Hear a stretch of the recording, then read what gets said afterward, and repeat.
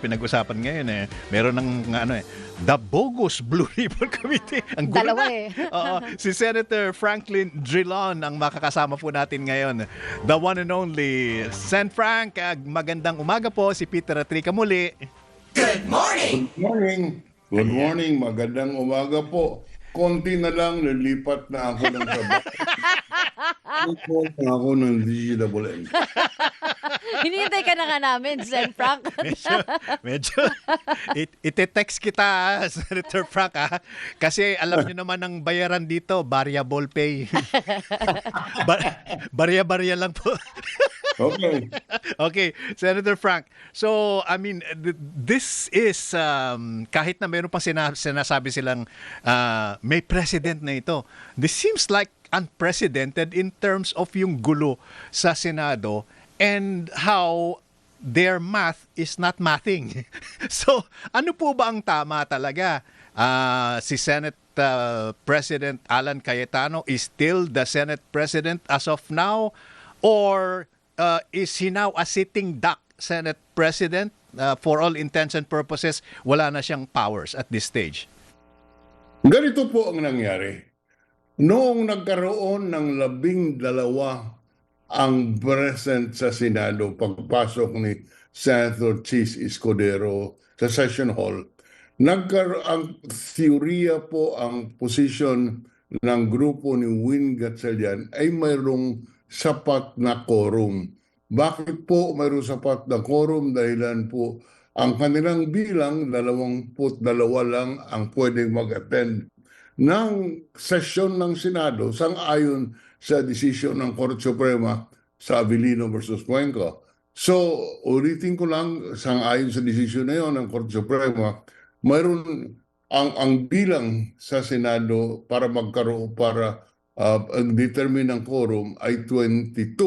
Dahilan po si Senator Bato de la Rosa ay nagtatago, wala po sa jurisdiction ng Senado, at saka si Jinggoy Estrada po ay nakadetain.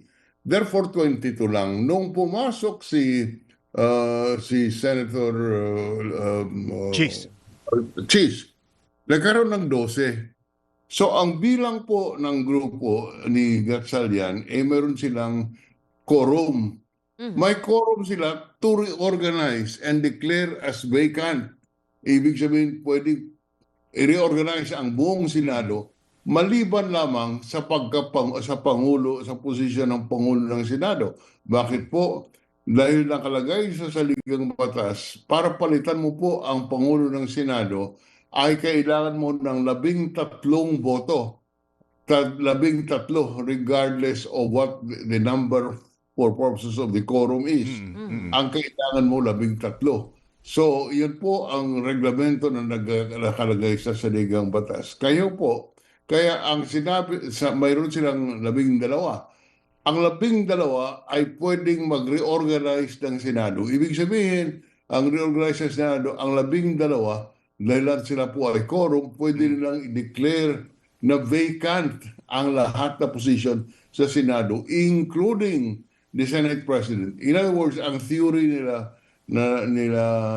Senator Gatchalian, mayroon kaming kapangyarihan na declare na vacant ang lahat ng position, including the Senate President. Ngunit, we cannot elect a Senate President because there are only 12 of us. So, actually, si Senator Gatchalian bilang Senate President pro tempore assume the position of acting Senate President. Siya po ang naging acting Senate President. Dahil bakante po yung posisyon ng Senate President. Yan po ang kabuuan na nangyari. Very, very clearly explained, Senator Frank. Pero yung sinasabi naman ni Alan Peter Cayetano na, but they have to elect a new Senate President before I can step down. Is that also true? Pwede nga nang sabihin yun. Wala namang nagsasabi na mali yun kung hindi ang magsasabi nun ang Korte Suprema. Habang hindi pa po nagsasalita ang Korte Suprema, ang sitwasyon po, ang Win Gatchalian, ang acting Senate President, at sa ilalim ng ating patakaran ng ating batas, there is regularity in the performance of official functions. Ibig sabihin, kilalanin ng sambayanan na tama ang ginawa ng isang opisyal ng pamahalaan hanggang hindi po binabaliktad ng Korte Suprema sa kanilang kapangyarihan to be the arbiter para po sila mag-ayos ng lahat ng gusot. Ulitin ko lang, ang prinsipyo ng regularity in the performance of official function. Ang ibig sabihin nun, hindi lahat na aksyon ng isang kinatawan ng opisyal ng gobyerno ay kailangan mong hintayin ang ruling ng Supreme Court. Dahil pag ganyan ang reglamento, we will be all in a paralyzed. Dahil wala pong gagalaw dahil hindi sinasabi ng Korte Suprema kung sinong tama. Kaya hindi po ganun ang ating reglamento. Ang reglamento natin, ang assumption, ang presumption, tama yung ginawa hanggang hindi baliktarin ng Korte Suprema. Applying this to the situation, ang presumption of regularity is in favor of Win Gatchalian and his group. Ang ibig sabihin, regular at sang-ayon sa batas ang ginawa nila hanggang baliktarin ng Korte Suprema. Because the other rule will result in chaos. Magkakagulo kung sasabihin mo, hindi pwedeng gawin yan dahil mali yan, hindi sang-ayon yan sa saligang batas. Ang pwede na makapagsabi nun, ang Korte Suprema. At habang hindi sinasabi ng Korte Suprema na mali yan, dapat yan ang magiging basehan ng official act ng pamahalaan. Senator Frank, anong bigat po ang naibibigay ng pag-acknowledge ng lower house ng Malacanang doon sa nangyaring pagkaboto kay Senator Win Gatchalian versus sa statements ni Senator Alan Peter Cayetano na siya pa rin ang Senate President? Malaking bagay po yun dahilan sa, halimbawa lang, just as an example, yung panukalang batas na ipinasan ng both houses, ang magse-certify sa Senado ay si Senator Cayetano. Hindi po tatanggapin ng Malacanang. Ang sasabihin ng Malacanang, hindi ikaw ang kinikilala naming Senate President. Ang kinakilala naming Senate President ay si Win Gatchalian. Kaya hindi po namin tatanggapin itong panukalang batas na pinirmahan mo. Ngayon naman po, yung kaguluhan sa sino ang magiging presiding officer sa impeachment court. Paano po ito, sir? Sa impeachment court naman, si Win Gatchalian ang magpre-preside bilang acting Senate President. At wala pong nakalagay sa saligang batas kung sino po ang magpre-preside sa impeachment trial ng Vice President. Wala pong nakalagay ng ganon sa saligang batas. Ang sinasabi lang, kung ang Pangulo ang siyang respondent sa impeachment trial, ang magpre-preside over the impeachment court ay ang Chief Justice. So that is the rule. Okay.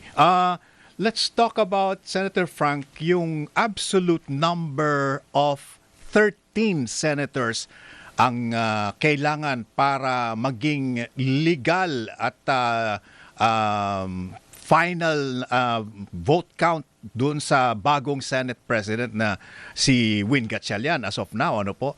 So, ibig sabihin po, kung hindi talaga magkaroon ng 13 boto yung kampo ni Win Gatchalian, then si Alan Peter Cayetano, in name at least, is still the Senate President. Dineclare po na vacant ang posisyon ni Senator Cayetano as Senate President. Wala pong bawal mag-declare ng vacant ang quorum sa Senado. Ulitin ko lang po, to declare the position vacant, hindi kailangan ng 13 boto sa Senado. Ang kailangan mo lang majority of the quorum. Ngunit ang paghalal ng Pangulo ng Senado ay dapat 13 dahil yan po ang nakalagay sa saligang batas. So for a long time, baka acting pa rin si Win Gatchalian. Yan ang nga ang mangyayari. Acting pa siya hanggang hindi po lumipat ang isa sa grupo ni Senator Alan Cayetano doon kay Wing Gatchalian Group. Opo. So, acting lang po siya dahilan sa walang 13 at yan pong 13 na pangailangan para maghalal ng bagong Pangulo ng Senado ay nasa saligang batas. Hindi pwede palitan. Pero the way things are right now, no, medyo parang may standoff, stalemate or deadlock. Baka mag-deteriorate ito into something worse. What do you think, Senator Frank? Wala pong deadlock. Walang deadlock dahilan sa ang kilalanin ng Malacanang, ang kinikilala ng House of Representatives, ay si Wing Gatchalian. At lahat po ay nasa kapangyarihan ni Wing Gatchalian bilang acting Senate President hanggang hindi sasabihin ng Korte Suprema na mali yan, hindi ka pwede mag-Senate President dahil hindi bakante yung posisyon ng pagkapangulo ng Senado. Hanggang hindi pa sinasabi ng Korte Suprema yan, ang presumption na legal ang pag-upo ni Senator Win as acting Senate President at bigyan ng halaga ang lahat ng issuances ng acting Senate President Gatchalian. Isang halimbawa lang. Opo. Isang halimbawa. Maliit na detalya, ngunit nagpapakita ng kung sino ang kinikilala. Kahapon po sa hearing ng Blue Ribbon, napansin ko po sa picture ng lumabas na mga pahayagan ngayon, walang mga pangalan ang resource person. Wala po silang nameplate. Kung hindi napansin. Opo. Walang nameplate. Bakit po? Ang nameplate ay ginagawa ng administrative staff.